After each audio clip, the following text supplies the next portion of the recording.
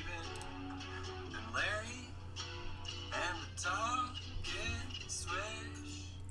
Hello everyone, welcome for another episode of Talking Swish. Larry here. This week, we don't have any special guests, but it's kind of like we have a special guest because we have somebody on the show this week that decided not to play sick last week and decided he didn't want to be with us because he said we suck. But welcome back, Steven, to the show. Excuse me. As you can just hear there, still a little bit of a cough, but for the most part, feeling much better than I did last week. Fortunately, did not have COVID. Had a very, very bad cold or a flu or something was wrong, but we're over it now and I'm ready to talk about some more magic. So. Yup, and indeed, overall, did you do any magic while you were sick? Other than Amonkhet drafts, no, I did not play any constructed last week at all. I did not want to move. I did not want to think very hard about things. Drafting was more casual and fun, and I could just lay there and be a little more lax than I felt like I would be if I were playing constructed. And just enjoy it more. Right, no, that's for sure, for sure. Yeah, there was no reason to, the best thing to do with that is just get a bunch of rest, drink a bunch of fluids. Especially with us at that point, we didn't know for sure if I had COVID or not, so I certainly didn't want to be close to you. So. Oh yeah, I was mentioning that on the cast a little bit, because I had Andrew on to help out last week. Yep. And we were just mentioning how you were super sick, didn't know what you had, so you went and did a test. Yep. But it's all panned out for the best. And now we're move forward to this week. This week we're going to be talking about a little bit, many things actually. Okay. One of it's going to be just a little talk about the metagame in general, for Magic, not like a specific format, but just how metagames are having this awkward feeling to them right now. I got inspired by the Bass Bros podcast, and I wanted to not do exactly what they were saying because I haven't listened to it, but I know they're just to talk about how Magic metagames are in a very bad shape right now. Yep, I totally agree with that, actually. We're going to talk about that a little bit. Not specifically about decks, but just the concept that's behind what's going on. That'll be a really good discussion because I've been feeling that a little bit as well. So, and then in addition to that, we're going to be talking about some of the events that we have coming up. Yep. I know. Are you doing the Red Bull this week? I think I'm going to give it a try because I missed last week. I'll just probably play Red Black Sack again and use that sideboard guide that I forget the guy's name. Yeah, Eli Loveman. Eli Loveman, yep. Loveman. There was an updated list that Eli was a fan of that somebody posted to him on Twitter, so I'll definitely take a look at that. Cool. I'll get it for you beforehand. Yeah, I'll definitely. I know I'm skipping events this weekend. I'm just going to take a little mental break for the most part. Yeah, I think that's totally reasonable. Because I did the Red Bull and the Lotus Box last weekend. Oh, that's a lot. Yeah, I forgot you did too. Because I did win a feature match in the Lotus Box event, which was really not sweet. The Lotus Box, but the energy event, Nerd Rage event for Legacy. Yep. I was on Band Delver, and I was able to beat the Esper Vial on coverage. That's awesome. Yeah, True Name Nemesis will get you there. Oh yeah, that card's really good. Really good. But it was awesome. I know we streamed some Amonkhet drafts, so we've been doing a lot of Amonkhet. Amonkhet's very interesting. I've been very happy with how the sealed format feels. Well, the sealed was already pretty good the first round, in my opinion, because I did a main event in Vegas with the sealed.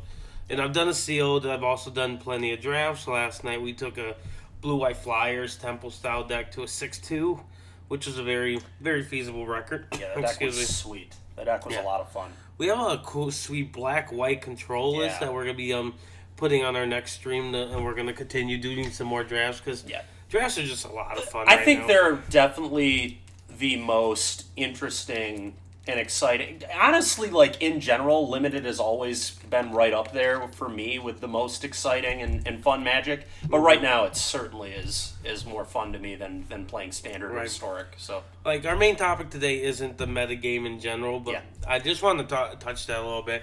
So, I know people are a little discouraged and stuff, and that's, for example, Standard did have the bannings, and right now, in people's opinion, Sultai is the only deck.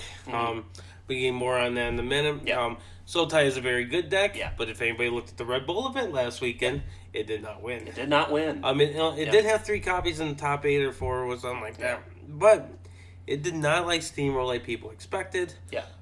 People came and adapted to it. They did what people should be doing more of, and that's not giving up and actually playing Magic. Mm-hmm. And that's something people are failing to do recently. And the problem that I'm having is now Historic is the same way, where people are instantly folding when the deck that's the top, suppose that this is hypothetical best deck, is so easy to interact with. Like, there's so many things, and people, the funniest part about it, like, for those that don't know, is we're talking about the Field of the Dead deck. Yeah. The Sultai in particular, there's different builds. Don't get me wrong, Our Promise made Field of the Dead amazing. Yeah. Even better than it already was. Yeah, it was already really good, amazing, either or. But the biggest issue I have with this, everybody, and then the funniest part is everybody said the reason that the deck is busted is because Euro. I don't think that's true at all. I don't think the deck had Euro already, and it wasn't like the dominant deck. So obviously it's not Euro. It's obviously not Euro being the problem. I don't even think Field of Dead's a problem.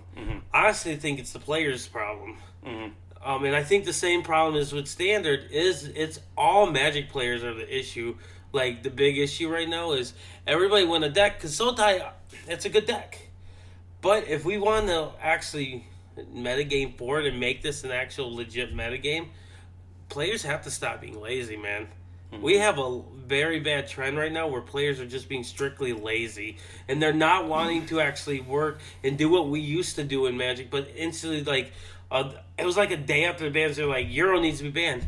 Just so everybody knows, in Standard, Euro's nowhere close to the problem of Sultai. No. It's a great card, obviously. Yes. And there are a lot of problems with Sultai. You can't just point the finger at Euro. When I think about what's frustrating to me about Standard is not I can't even really say that it's one card in particular. It's just very annoying that for the last, I don't know, like at this point, almost 2 years, right? Hydroid Krasis has been a defining card literally since it was printed. So we've been seeing that card in and out for 2 years, but now especially, and Nissa, obviously, we've mentioned multiple times that could have been on the ban list. And then Euro obviously joins in too. It's just the Sultai deck has a level of consistency to it that most Magic decks before this year have really never seen. We've never seen the level of consistency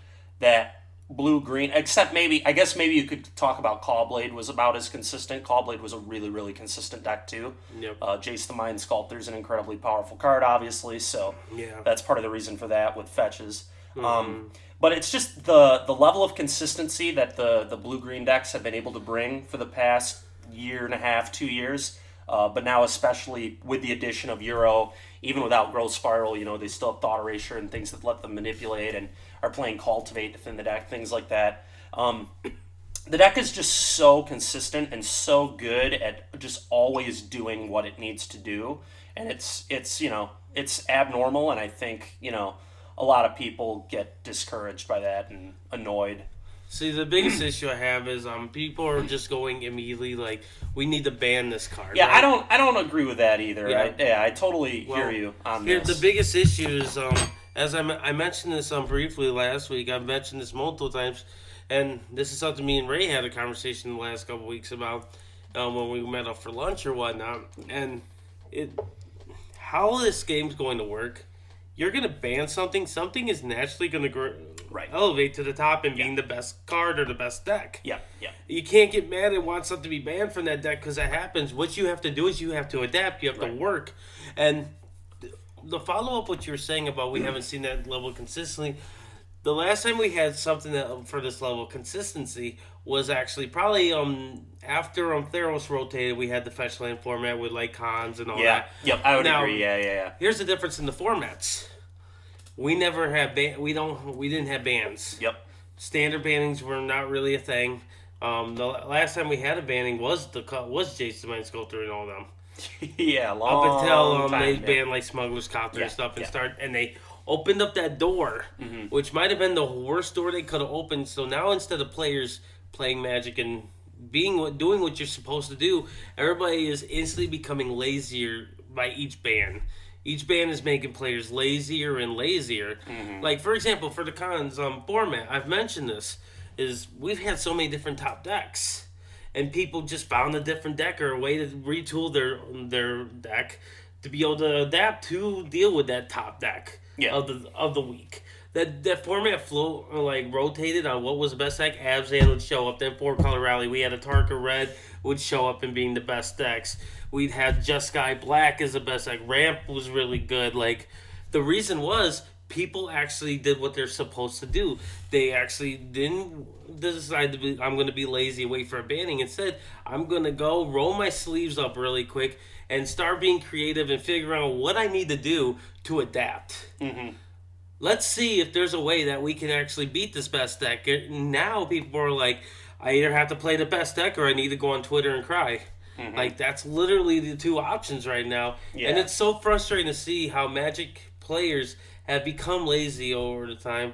And don't get me wrong, I played Soul Time myself because I don't have the time to really do stuff. But there's a lot of players that instead of crying, could easily just go and try to figure out what they're going to do. Because honestly, crying about like this band ain't gonna do anything. It's not gonna change anything anytime soon, for sure. And then the cards that they cry about, like everybody's like, Euro needs to go. Euro's not even close to the card that needs to go in Sultan, like I mentioned, because every time I played against it or I play that card, like Euro is the last thing I really care about, honestly. Like Nissa and Krasis are the two MVPs of that deck. Krasis is just Nissa plus Hydrid Krasis is so stupid, dude. It's so powerful. It's so like when we were playing the Black Devotion deck on stream the other day. Like I was telling you, the black deck, these black mid-range decks have never been able to beat a Krasis off the top. You just can't beat it. Yeah. Because the black deck, the whole point of the black deck is to get your opponent hellbent, have them at no cards, and then you're both just in top deck mode, and you want to win from there. But Krasis just completely erases that whole game plan as soon as they top deck one. So it's so hard for the black deck to like a black mid-range or control deck, to be able to consistently beat the blue-green decks because of that possibility, you know? Sometimes you'll run hot and they won't draw Krasis, and then you can get them. But as you know, if they're top decking those Krasis, man, you're in a world of hurt. Mentioning of that matchup with the Mono Black Devotion, not trying to steer off topic too far, but I remember when we got when that guy or individual Aether Gus's Krasis to replay with Nissa. Yeah, it was over. That was post board, by the way. Oh, was it? The fact he kept Aether Gust in he against Mono Black. He probably literally kept it in just to redo Krasis, and maybe it's good enough. Yeah. I'm not going to fault him for it. It also hits the Fiend Artisan, which is probably the most important card in our deck to help us set up our combo. Yeah, it was just funny because they kept against Mono Black keeping in the Aether Gust, and it turned out to be very good. Just tells you how good Krasis is there. Or like saving Nissa from a Murderous Rider. It does that too. Yeah, it was just huge. Oh, yeah, disgusting. So disgusting. Yeah, and that's just the issue. Like, people, they want to go towards Euro, and I think people just want Euro to go is because it's expensive. That's possible. Yeah, it's easy. I know it's online now, but Moto still matters. Yeah, Moto still matters. Things like that. Yep. And people aren't doing it for the best of the Magic metagame. Yep. They're actually doing it out of personal bias reasons. Sure. And with me personally, honestly, if Nissa should have been gone, because Krasis it's a cool card. Nissa just puts it over the top. Nissa makes it. Don't get wrong, Krasis. The fact that's a cast trigger. It should have never been a cast trigger. You know, it should not. It should have been an ETB trigger for sure. Whatever, they didn't do that with it. But yeah, that in conjunction with Nissa is just oh my god, it's so good. If you untap and do that, you win almost every game. Right. Like I think Euro's going to become a lot more fair once we have rotation. Yeah, no, I agree. I agree. Don't get me wrong. Sure. Zendikar is going to be a land-based thing. I get Euro and lands are really good together, but I say you just got to take the good with the bad. We'll see what we got here.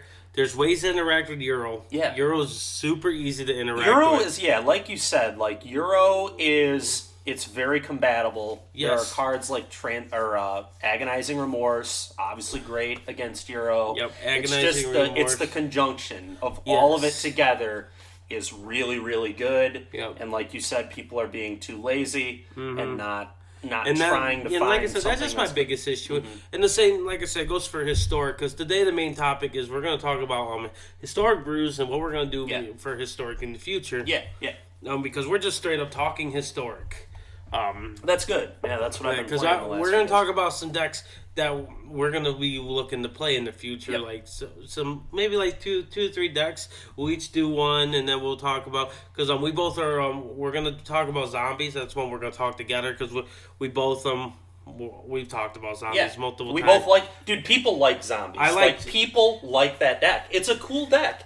Tribal decks like Oh, I that. love tribal. And I think that's cool. Like that's like a fundamental thing of Magic. You know, we had a whole episode on tribal decks. Like tribal decks are cool, and zombies has really only been really, really good. Honestly, like once. Like in that one standard, I can't. Jerry Thompson, yeah, yeah. exactly. And Jerry Thompson, LSV. It was LSV's deck of the week when Zombies 5-0 to Moto League last week, and Jerry Thompson was tweeting about it. Like people get excited about that. It's a cool deck, and it's especially special to Jerry because didn't he win a PT with Yep. Zombie? Yeah, He won the PT. Now, don't get me wrong. He did well in limited too. People don't value limited enough, and No, like limited's nobody has awesome, ever dude. top day the PT without doing well in limited. Exactly. Yep. However, he did pilot it, and he tuned it really well. Like I've mentioned, I respect Jerry Thompson to death. Yeah. I love watching Jerry Thompson play. Very great player. I love listening to the Arena Deckless podcast with him and Brian Gottlieb. Yeah. Both of them amazing talents Yep. when it comes to Magic. Oh yeah, for sure. Excuse me, Jerry Thompson did really well with it. And I took that, like I said, to Vegas and made a lot of EV off of that deck because the deck was just amazingly good when we had a very busted deck in was that card Aetherworks Aetherworks Marvel, Marvel. right? Yeah. Yep. Yeah. I was gonna just say, good enough to get under. I it. was about to call it Aetherflux Reservoir. I was like, that's nowhere close. that was a to different deck. Yeah. But regardless, yeah, it was really good because they'd be like, all right, Marvel into Ulamog, and you're like, all right, kill you. Yeah. Oops. I had 50 zombies. Yeah. You couldn't stop me. Sorry. And a big case that we don't have in the formats now is like Diagram Class, Right. which we're gonna be getting more into. Yep. Because Yep. we'll be able to get all into that. Just Yep. that we'll each be talking about a deck that we both are eyeing up for ourselves that we want to do, and then we're gonna talk about like the decks from the Hoogland Mania or Hoogland whatever Jeff Hoogland calls us. I don't know. Hoogland Apocalypse, I don't know. Yeah, whatever they're called. Yeah. Who Mania. Yeah. Something. Yeah. Utopia, like it's something. Yep. We know his last name has something to do with it. Yeah. He is running really good events, by the way. We should play in one of those. I was going to, but I completely forgot about it. I would have double queued that last weekend if I fair. would have remembered. Was it last weekend? Mm-hmm. Okay. It was the same day as the lowest box one, but I would just easily play both. Does he do it once a month? Is it once a month? Yeah, he actually has a couple. He has a standard one coming up like the weekend of rotation. Oh, so it'll be new. Yeah. Okay. We should One do that thing I too. will That'd say be about fun. him, he knows how to put his dates so it will be exciting Magic. Yeah. And I do love how he does his coverage, where you can actually see both players sideboarding at the same time when you're watching. That's good. He That's makes really a good good. point. There's no reason Wizards and all these places aren't doing that. I know. Star City and them ain't doing that. Yeah. If he can do it, and he's just Anyone. one guy. Yeah, he's just a guy running it out of his house or whatever. Yeah. Yeah. Like, don't get me wrong, he has his wife helping him or whatnot. But that's fine. Like, That's two people. Yeah, exactly. Yeah. two. And these Star City games and Wizards can't do it. And these are actual corporations. Yeah, well, not that's- corporations. That's Yeah. Wizards we know what is you a mean. corporation. Company, yeah, whatever. Yeah. A group of people that Yes. should be able to do this. Yes, exactly. Yeah. And it's so wild. Yeah, it's obnoxious is what it is. It's really, really stupid. Like I said, I know he's not the most likable person in the world. Like, Yeah, some he yeah, can be some- very blunt. I Yep. get it in his own opinions. Love him or hate him, I'm not here to like really. for sure. We're No, not we're here getting to into like say. Point is, he has awesome events. Yes. And he understands what fun and exciting Magic is. Or at least- Exactly. and I have a similar idea to what fun Magic is to him. So I 100% agree. Excuse me. And it's gonna be interesting to see what he does for the next one. Yeah. Like I said, I'm gonna take a look up on and see because he posted that Cool Stuff sponsors him. You know, he writes articles, does videos for CoolStuff.com. It's the same one Jim Davis does. Excuse that, guys. I was just pulling up the web browser for this. Yep. But no, we're gonna go on to Twitter really quick. And we're going to look up Jeff Hoogland and see when that next event is, because those listening would probably like to know when we're going to be doing this. Mm-hmm. Yeah. And in case somebody wanted to get down and do their event, all you have to do is subscribe to his Twitch. It's only like $5 a month, sure. Maybe 10 at the most. I don't think it's 10, but let's say $5 a month. All you got to do, you subscribe, you're good to go. You get to play in this tournaments once a month, and then you just pay $5 a month to do a tournament, like $5 entry fee. Sign me up. No, I agree for sure. Really cool. But yeah, we're gonna take a look at some of those lists that he has on here. He has a lot of lists that he's playing. Yep. Ooh. Cycling. Looks like there's some cycling. Ooh. There's Gate to the Afterlife. Yep. Yeah. I've played against that twice. That's God Pharaoh's Gift. Let's get that correct. Yep. Did I say Gate to the Afterlife? Yeah, that's what gets the God Pharaoh's Gift. He did a Tiny Bones build, by the way, which looked you know, cool. You know I'll like that. Yeah. Cool Yorion decks. We've talked, and hopefully we'll bring this up in a minute when we're discussing Historics decks, but dude, Esper something has got to be reasonable, I think, with the way the mana is now. Also, he also does prizes for people that are playing the sweetest deck. Oh, that's really neat, man. That's really cool. Yeah, so he gave out to people playing this Jeskai combo deck. Okay. Playing Abandoned Sarcophagus. Okay. And a bunch of like cycling and stuff like that, which is cool. And then it looks like a Soul Type combo deck. Oh, the New Perspectives deck. Oh yeah, let's go. Did you beat that? I did. I was playing Monument, and I think the deck mulligans pretty aggressively, I would imagine. They mulled to 5 game 1, and I was just a little too quick for them. I put too much power into play. They Sweltering Suns me twice and still died. And then game 2, they crushed me. And then game 3, I drew a veto. Mm. I had a veto when I needed a veto, and nice. Had too much. But no, the deck is really, really cool for sure. It's very possible that it's a real deck. No, it seemed pretty cool. Yeah. Just looking up, I know I saw it on here. It's just the fact that I gotta find it. The date. Yeah, the schedule. He does post a lot. He sure does. He obviously works on a lot of decks, and for sure. But no, while you're looking for it, again, I think we definitely need to try and brew up some Esper style decks, because I haven't done much work with any yet. I don't want to spend all my wild cards on the cards for it, because I'm still missing like a couple farmlands. I think a couple of the blue-black cycle land or whatever. Yeah. But we've both talked about how we think that definitely might be a real thing. Like a Scarab God as a finisher. Because couple of Teferis, couple of Scarab just because Gods. you get Virulent Plague. Exactly. Virulent Plague is such a big Honestly, so hear me out. I actually don't hate the idea of potentially just playing a copy in the main. Because there's ways that we can win new 4-mana Teferi. It's a way that we can get rid of it. Yep. There's definitely ways that we can go ahead and bin it. We're playing blue. We could be playing what's the Chemist's Insight, for example. Yeah. It's the good 4-mana. I know Hieroglyphic Illumination would be a thing, but I think being able to discard the dead cards in matchups is just has more ground. Chem Insight's a little better. And because you get to cast it twice. It's just like how I always thought Glimmer of Genius was a little bit better than Illumination in that format, just because the Scry 2, man.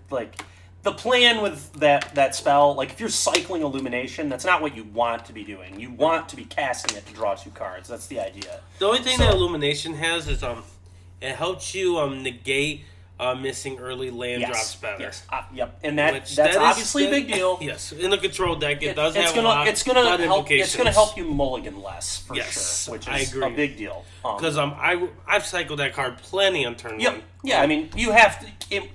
When you like keep the 2-lander or whatever, you have to. So it does let you mulligan less. I cannot find it right now, but that in the upcoming weeks, I'm pretty sure I could find it, and I'll be able to. We'll let everyone know the week of if we're gonna play that event. It looks like it's called Hooglandia. Okay, Hooglandia. That's funny. Yeah. I suppose that's. Hey, it's his events. I don't have no idea. Yeah, he can call it whatever he wants. Let's see. Do we have? What's the date? August. Yes. Yes. Yep. The main thing I want to do is. All right. So I just wanted to make sure we could see the deck list from top 8. Sultai Lands had 11 copies, but it was week 1. Everybody knew it was going to be good. Yeah, it's obvious. It's not hard to determine that Field of the Dead is going to be the new best deck once the busted deck is gone, right? Right. Also, do you know what's cool about his tournaments? Do you know how they're set up? No, I don't know anything about his tournaments at all. They have during the rounds like this, it's you play until 2 losses. So once you get that's why some people have like a 4-2 record and a 7-2 record. Okay, yes. I get it. All right. Because once you get your second loss, you're out. Okay. You're done. And everybody that gets 5 wins, I believe, prizes. Yeah. That's nice. From what I hear, everybody with 5 wins gets something. That's really cool. Which is kind of cool. And then what we have here, 5 match wins, you get at least $20 stored credit. That's really nice. 6 match wins, 40, 7, 60, 8, 80. Second place is $100 credit, and then first place is $120 credit. You get to be an open champion Discord role in his Discord channel, and your face is a Hooglandia emoji until the That's next really one. Sweet, man. That's really cool. Yeah. Cool. I'm a big fan of that, actually. Yeah. That's really The fact neat. that Cool Stuff is sponsoring this is pretty sweet. That's really awesome. Then he has door prizes awarded to players with a record of exactly 3-2. Okay. And then a door prize is given to 2 players with the most creative decks that get at least 2 wins. Okay. So that's cool. Yeah. I like what he's doing. Yeah. I think it's awesome. It is awesome, definitely. Definitely gonna. I'm trying to see. Oh, it's not like. That's why. My apologies. So I was looking for a top 8, but that's not how this works because there's not an actual top 8 because you're playing until you get 2 losses and it keeps going. I see, and eventually everyone's dead except for one person. So the one that won was 10-1 with Sultai. With Sultai Lands. Second place is Rakdos. Rakdos Aggro. Let's take a look at this Rakdos Aggro. We have some 3 mainboard Ashioks. That guy knew that he wanted to beat some lands. That's sweet. He ended up losing, but it's fine. Yeah. Let's see. 4 Bone Crushers, 4 Knights, 4 Mire Triumphs, 4 Croxa, 4 Earthshakers, 4 Registars, 3 Phoenix of Ash, 3 Embercleaves, 4 Thoughtseize. Regisaur and Earthshaker's kind of hot. Yeah. It's kind of cool. Yep. Lands are pretty simple. Then we got the 4 Ferocidons, 3 Axe, 2 Agonizing Remorse, 2 Disfigures, 2 Abrades, an Ashiok, and a Virulent Plague. I don't like the 1 of Virulent Plague. Neither do I. I think it should definitely be upgrading that number a little bit. Yeah. In my opinion. But no, this looks pretty cool. Next one's Jun Sack. Yeah, this is pretty much what Croaky was tuning. It has the 4 Goose, 4 Cat, 4 Mayhem Dell, 4 Priest, 4 Strider, 3 Bone Crusher Giants. That's pretty cool. You get hit it off company. Exactly. 2 Oozes, 4 Oven, 3 Citadels, Bolus is Citadel for those that don't know. Yep. 4 Collected Colony. Then you got the Jun Assortment of Lands. Sideboard, you get the 4 Braids, 4 Claims, 4 Thoughtseize, an Ooze, Janganta is the companion, and then the 4th Bolus is Citadel. Yeah. Nope. The Jun Sacrifice is pretty good. It's definitely one of the good decks. Let's see some Rakdos mid-range. Ooh, this thing. Young Peasy deck. Luris Young Pyromancer. Okay, let's go. Yep, and then we got some Stitcher Suppliers, some Dreadhorde Arcanist, huh? Okay. So this is a very spell-based. Priests of the Forgotten I see. Gods, So they're Croxus. Thoughtseize flashbacking Thoughtseize with Arcanist is there. Ooh, Thoughtseize, 4 Thoughtseize, 4 Innocent Blood. And then 3 Claim Fame. I'm a big fan of the Four Claim Claim Fame. the Fist, and then what's Claim Fame do again? Let's just so black it's an Aftermath card for those who don't know. So the sorcery, 1 black, return target creature card with mana cost 2 or less from your graveyard to the battlefield. Yep. Fame is 1 in the red. It has Aftermath. Aftermath, for those that don't know, is it has to be in your graveyard to be able to cast this card. Yep. Target creature gets +2/+1, gains haste until end turn. So for 3 mana, you get to bring something back and give it haste. Right.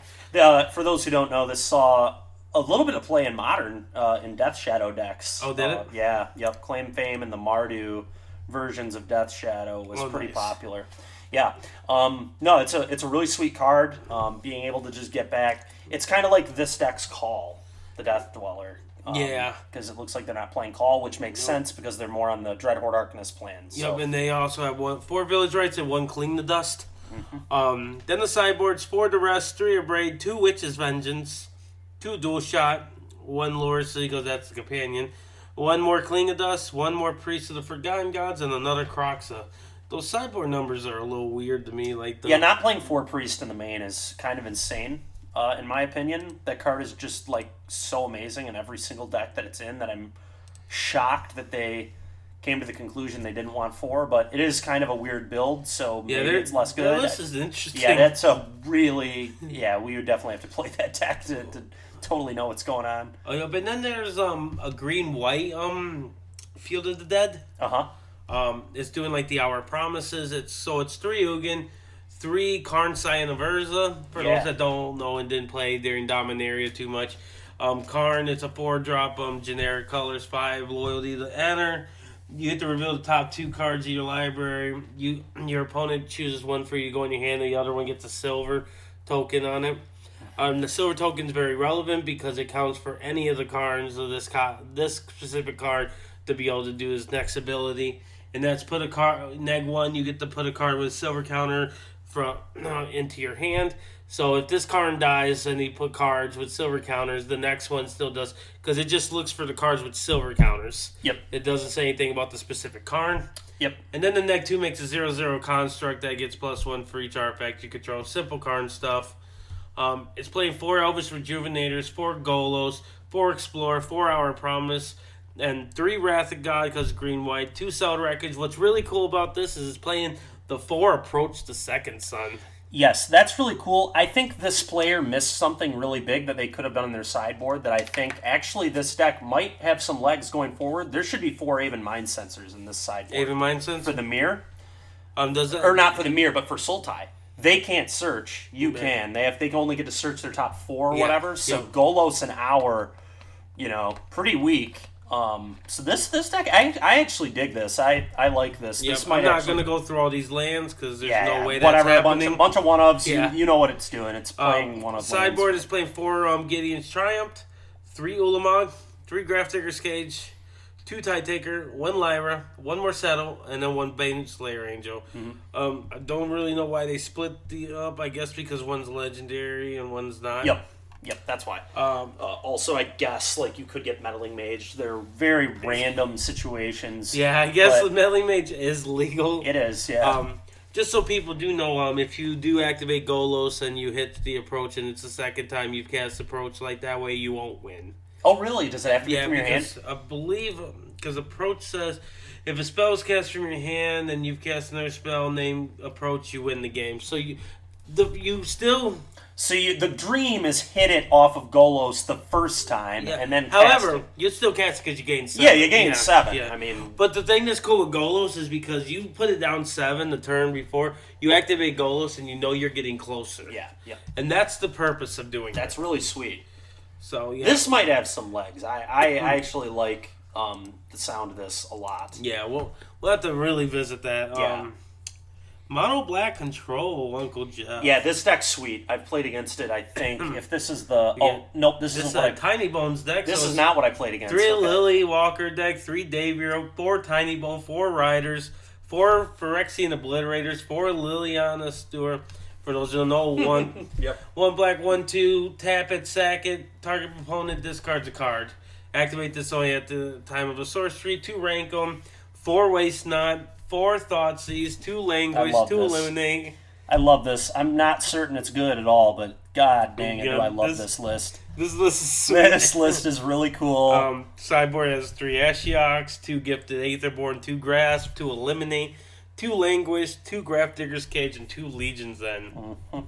Yeah, that's a list I would definitely...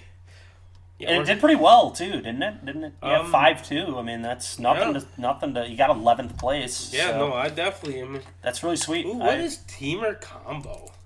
Ooh, interesting. Oh, this deck, Oh yeah, it's the Underworld Breach deck. Cheerios. And with Song of Creation, oh yeah. Cheerio. We died to this when we were Oh, testing yeah, for Nobody one. wants combo in their life. Especially Cheerios. Oh man.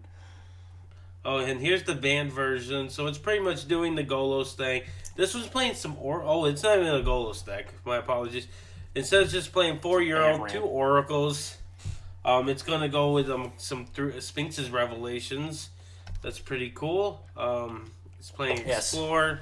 So they don't even. Yeah, you don't even. That's the thing now. Like you don't even have to play Golos anymore. You can just play 4 Hour of Promise, and that might be enough. I don't know. Yeah.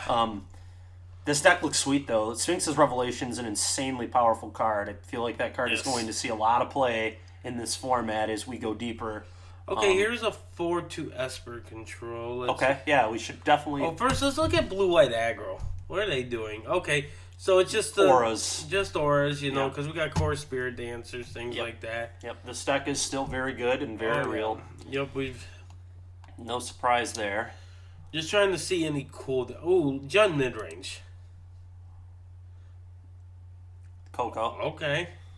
It's just a... It's Jund Sack. They just didn't call it Sack.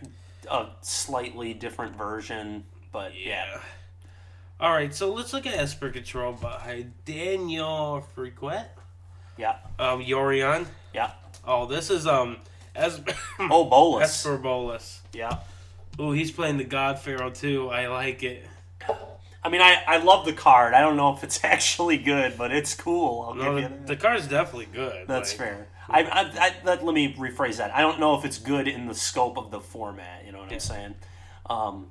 Obviously, yes, the card is really powerful. I don't know if it's correct to play it right now, but it's a really powerful card, so maybe. It is definitely possible. Like, I don't know if it's correct to that. Yeah, I don't either. He's playing 2 Extinction Events and 2 Wrath of Gods. Okay. Well, I forgot about Vraska's Contempt. Yep, that card is legal in this format. It seems really good, actually. Yeah, it is a very good card. Yeah, because Baby Teferi is gone now. Azeroth's legal now, too. That's another reason it got a lot better. Let's look at the straight blue-white control. This is just a 60-card version. 4 Teferis, 2 Narsets, 4 Cast-Outs, 4 Shark Typhoon, 3 Seal Away. Forgot about Seal Away. Very clean. 4 Wrath of Gods, 2 Approach, 4 Thassa's Intervention, 3 Absorb, 3 Censor, 2 Veto. I don't know that I like No Revelation. That's my only problem with this list. Everything else looks pretty good. I'd want to make room for a Rev or 2. But this deck looks solid for sure. I think this is actually going to... And I do actually think the control decks have some very real legs now. They just need to figure out how to properly combat. I just think it's hard to play a control deck because blue-white's going to die to him, Field of the Dead, like almost every time. Right. I think you definitely need the black. Probably need the black for Virulent. You gotta just play Virulent. And honestly, I'm probably playing like 3 to 4, honestly, in my sideboards. Oh, yeah. No, I agree. I don't think 2 is cutting it. When you want it, you want it. I'm okay with drawing multiples. Yeah. The only thing that beats you is Ulamog. Yep. Ulamog is a nightmare still. Yep. But honestly, if you really want to deal with Ulamog, this community or whatever, that's the way to do it. Yep. I'll just exile it on the stack. I've definitely done that in the past with that card. You can always play Whirlwind Denial, too, if you needed to. Yeah, Whirlwind Denial's a card as well. So there's definitely cards that is a way to get out of it. Yeah. Yeah, but Control is something I definitely want to mess with. Just taking a look here. I don't really see anything. Yeah, Goblins is really falling off the favor. I remember when everybody was saying it was the most busted deck in the world. They were screaming ban Luxa or whatever. Yeah, exactly. Back to what we were saying at the beginning. Yep. is people just want to jump to that too quick. Like, it's so silly. Yeah.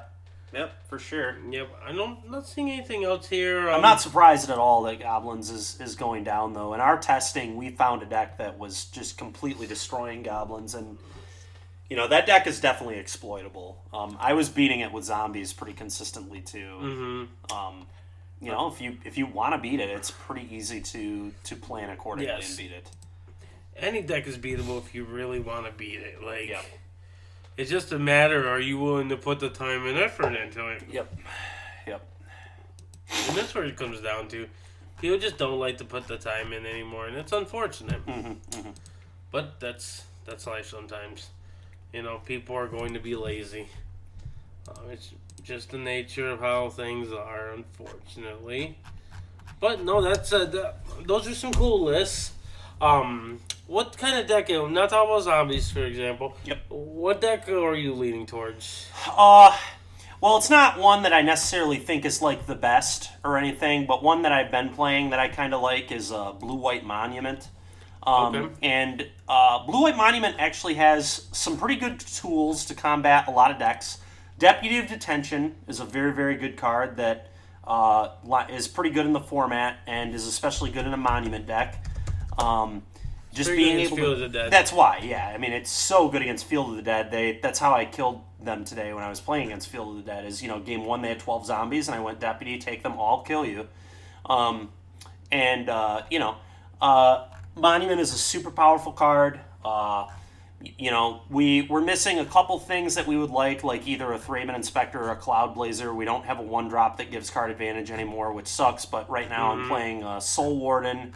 A couple Giant Killers, still a pretty good card in this format, and even as a tapper, it's still a solid card. And then, what was my other 1-drop? Those might be it. It might just be Giant Killer and Soul Warden. Oh, a couple Sarah Ascendants for me to tutor with Ranger of Eos. I played 2 Ranger of Eos. The reason I played 2 Ranger is because it's a Militia Bugler deck, so you want to have as many hits off Bugler as possible. Right. So I'm playing, 4 Bugler, 4 Elite Guard Mage, stuff like that. Charming Prince, just good ETB creatures. It's a pretty solid deck. I've been having fun with it. I think it definitely might have some legs. It might be missing a piece or two to be able to be tier 1, but it's definitely a fun deck. It's interesting. But yeah, that's kind of what I've been testing the last few days and have been having some fun with. No, that seems pretty sweet. Like, I remember when that was in Standard. Like, it was never tier 1 by any means, but it was definitely competitive. Yeah. People have done well with it. Not saying that it can't win. Yeah. Just because something isn't tier 1 doesn't, signify that it can't win. Yeah, for sure. Like, I don't want people to ever think that, but regardless, I'm just taking still taking some looks. Like, I don't really want to visit the Soul Tide list. I know me personally. If I'm going to mess around and not talking zombies, I know we mentioned Esper Control is something I definitely am intrigued to do. A lot of ways we can build it too, which is very interesting to me. That's one I'm excited for sure as well. Yeah, no, those kind of decks are just so really fun. They're to fun. play. Yeah, I mean it's playing Magic. Playing a control deck. 1-for-1 removal, some draw spells, some sweepers. It's just very classic good Magic, the kind of Magic that I enjoy playing. So, I'm definitely excited to screw around with that and see if we can figure out a build that can compete with the top decks. Yeah, because we definitely need to find something that can actually compete with the top. Because I think the two top decks, in my opinion, the most powerful ones, it seems, are the Jund Bolas' Citadel Coco deck. Just naturally, Coco and Citadel are both just incredibly powerful cards. And then the Sultai Field deck. I think those are the two top dogs right now.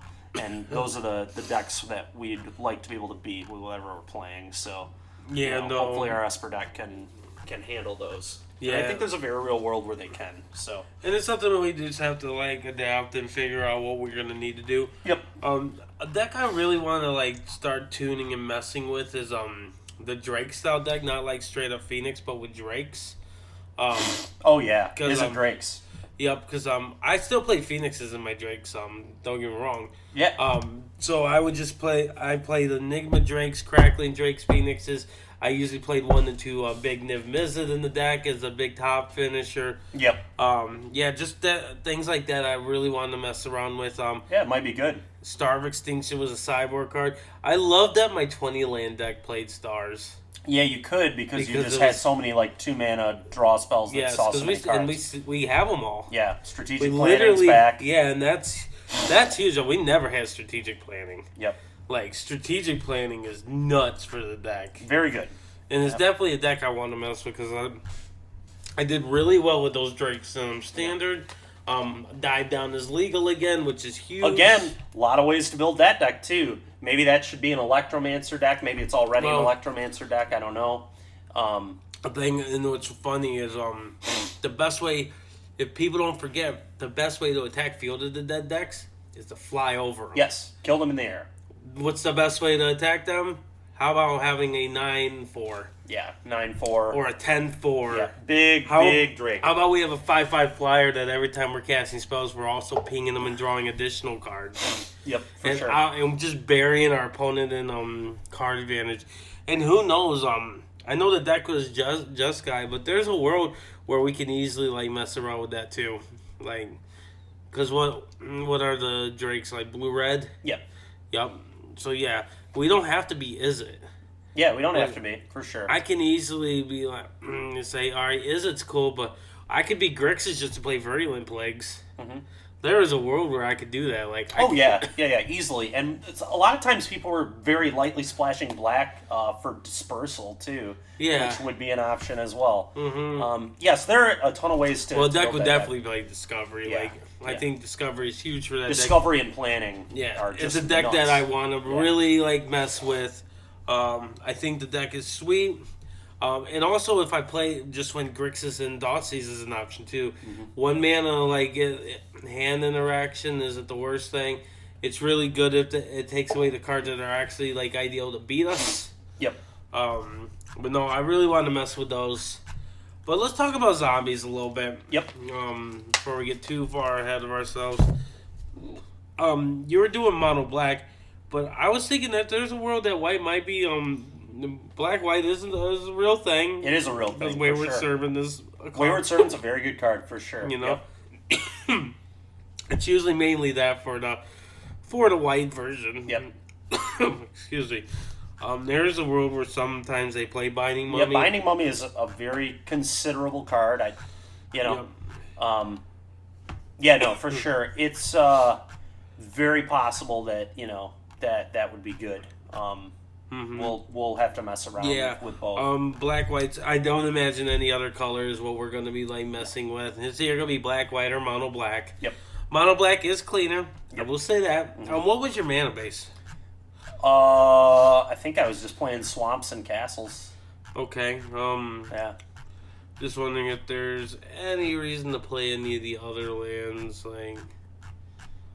Deadlands, maybe. Yeah, I could see playing Deadlands. It's possible. Deadlands is definitely nothing wrong with that. What were you playing in your sideboard? Oh, what did my sideboard look like? I think the last version I played, I was playing against goblins a lot that day, so I ended up just putting 4 Witches' Vengeance in my sideboard, so if I Okay. ran into goblins, I could just Vengeance name Goblin, Yeah. or against random other decks. I had 2 Legion's End in my main deck and 2 in the board for the field decks, to just have a 2 mana, clean up all your zombies and get in for the crucial points of Yeah, damage. 'cause we actually can't justifiably play Virulent Plague. Because it nags all our tokens. Yeah, and that just isn't too much of a nombo, unfortunately. exactly. But Legion's End seems really good. Yeah, I think it's what mono. It's what we gotta do. In zombies. It clears the ways. Yep. There's nothing black-wise that we can just get rid of lands, so that's I don't think so. no. pretty Unfortunately, no. sure. No sinkhole in this format, sadly for us. Yeah, because that's what people would want. Yeah, people really want to play some sinkhole. But yeah, no. People would. The zombies deck, obviously, most games where I had Crit Breaker on turn 1, I did not lose, which probably is no surprise to you. You know how good that card is. Yes. Crit Breaker's incredible. It is missing a couple cards that the deck would really like in just a cheap removal spell like Dark Salvation or Fatal Push, but mainly Dark Salvation. That card is really incredible. And then obviously not having Colossus is unfortunate, but the deck still felt like pretty good. Again, probably not a tier 1 deck, but if we messed with it enough, maybe we could figure out a build that we actually did think was close to it. And just because it ain't tier 1 don't mean we won't play it. Exactly, yeah, no, we're gonna play whatever.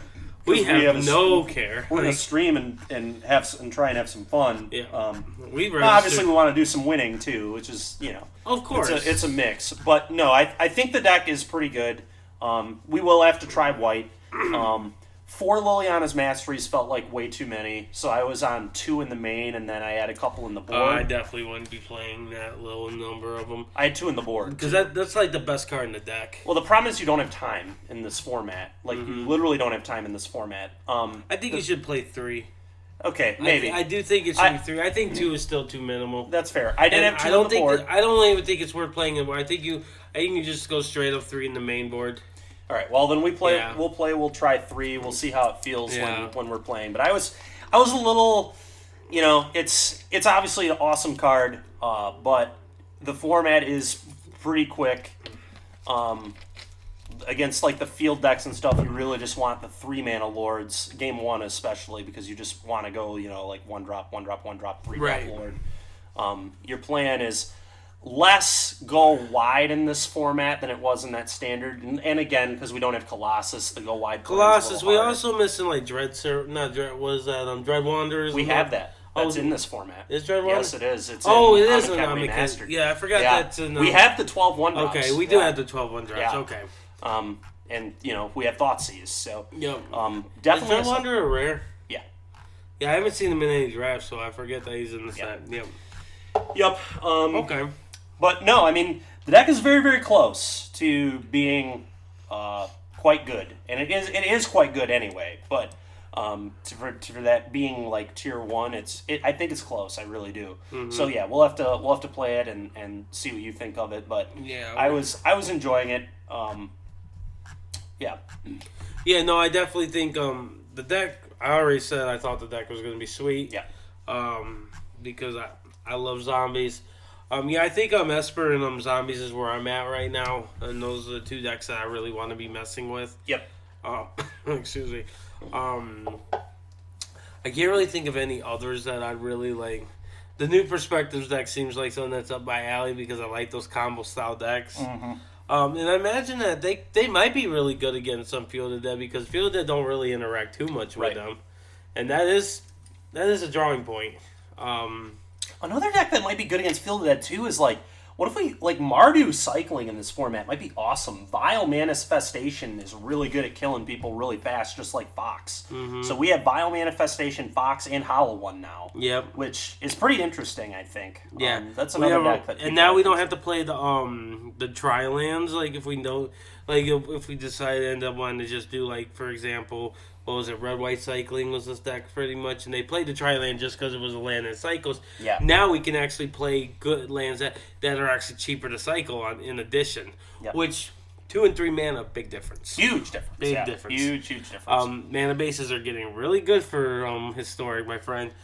We're getting better day by day. Yep. Which is awesome. Yeah, that's a huge thing for the Monument deck too, is like just having irrigated farmland, like being able to play like an aggressive deck that just has a land that cycles. Huge. I'm only playing 2 right now just because I only have 2. But, I mean, I would be playing 4 if I wanted to spend the wild cards. I just don't at the moment.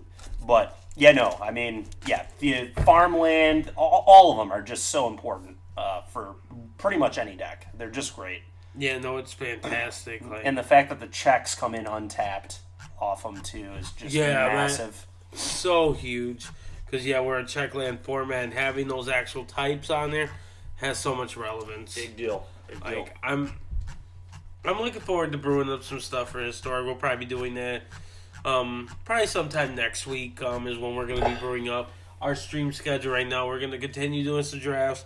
Saturday night, we're going to be actually getting on with Andrew and doing a League of Modern Hammer. That'll be fun. It'll be some hammer time. Hammer time. We're going to be doing that Saturday night. That's going to be live on Twitch. Yep. You're doing the Red Bull event Saturday morning. Yep, I think so. Like I said, I'm not doing any big tournaments this weekend. I'm just doing some like streaming and stuff like that. Gonna avoid big tournaments for a little bit, just like a little refresher for now. Nothing wrong with that. But other than that, I don't really have any other tournaments that I could think of that are too much relevance. I like to make sure that we talk about events that are coming up because, you know, for those that listen, if they didn't know about an event, it'd be awesome. I would definitely have people check out Mythic Society. They run some sweet tournaments online as well. Yeah. I subscribe to their Twitch, so I have access to all their tournaments. Like their little roulette tournament they do is pretty cool, where it's like a random like chunk of cards that only you have to use those cards to build your constructed deck. That's neat. Like it's That's like neat. set cards, That's so you get some very creative, fun decks.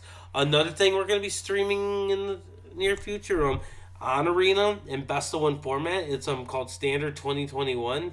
It's all you can only use cards that aren't rotating. Oh, that'll be fun. Yeah, that'll so be cool. Brad Nelson said it's a lot of fun, so I'm actually intrigued to check that out. Okay. So yeah, I bet it is. Like, because it's honestly, everything thrown in up. That will be nice. Yeah. No Nissa, no Hydroid Crisis. We get rid of those two stupid cards. Honestly, just dude, losing War of the Spark is going to be so awesome. I'm so sick of those cards. I've had so much of enough of those cards. The first deck that I want to build into it is I want a Luca token into a Dream Trawler in best of one. Sure. Like it Sounds sounds fine. awesome. Sounds fine. We got Omen. We got Birth, Raising, and Omen, right? With Noda. Oh, buddy. When Noda seems busted, that deck's Probably is. busted in best of one. Yeah. And we could do like just like what the red white aggro's doing. Like we could just do. I don't like 3-color with Nodas a lot. Like The mana's rough, man. Yeah. My god, the mana was bad, dude. Oh, I man. hated those two. Yeah. It was rough. Yeah, I I'm agree. looking forward. That it's gonna be a good time. It'll be nice. It'll be nice. Yeah, we got some good stream next week. We're gonna talk about the next week's podcast. We're gonna have Connor on. Yes, Connor Mullally. Yes, he's been doing quite well on the Mana Trader. He's been tearing them up. Recently did well in a Mox qualifier. He took second. Took Lotus Field, the deck that people thought was dead, but he proved, just like Caleb from the SCG tour, Mr. Storm. He's been writing stuff up on it. Connor tagged him into it about following his Patreon because he'll really help you get better at Storm style decks, of course. Yeah, he did really well with it. He ended up losing the Mono Green Devotion in the finals.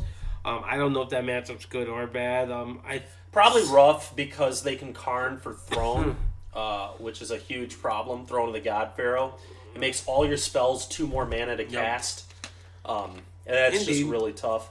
I would imagine, though, if they don't do the Karn thing, I'm trying to think, because actually, you know, this week I did some videos with Zach Allen from RIW, and the Mono Green deck is one of the decks we played in one of the videos. And I'm trying to think of like what else they do that really matters. And I guess that it's matchup, just, not really. I guess it's just kill you quickly, like have a really busted draw and just get you dead on like turn 4. Because the Lotus deck now is more of a 4 or 5 turn, right? Turn 4 or 5. Believe so. Yeah.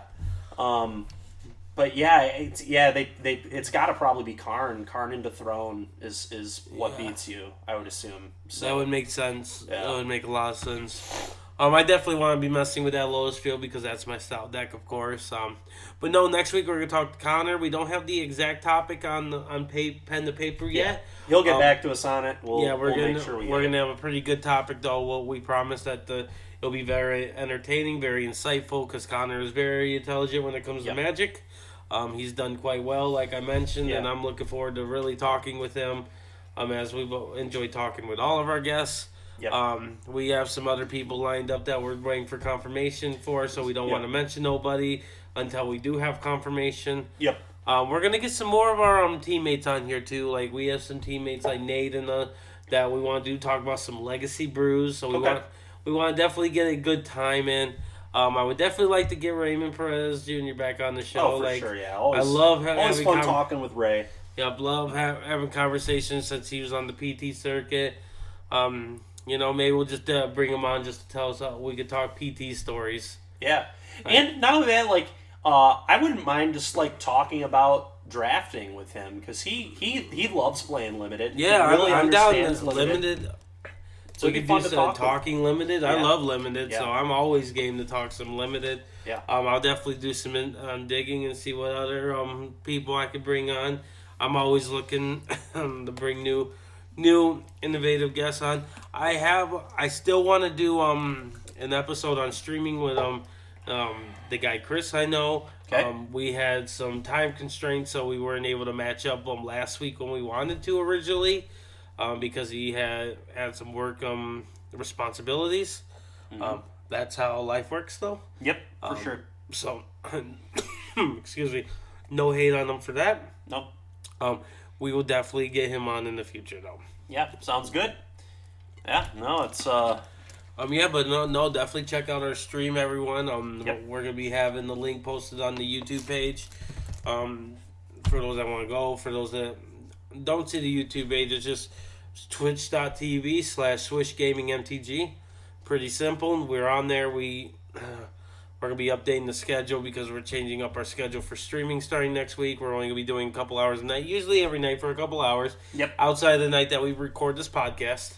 Yep. Which we usually record on Thursdays, but it also fluctuates based on our special guest. Yep.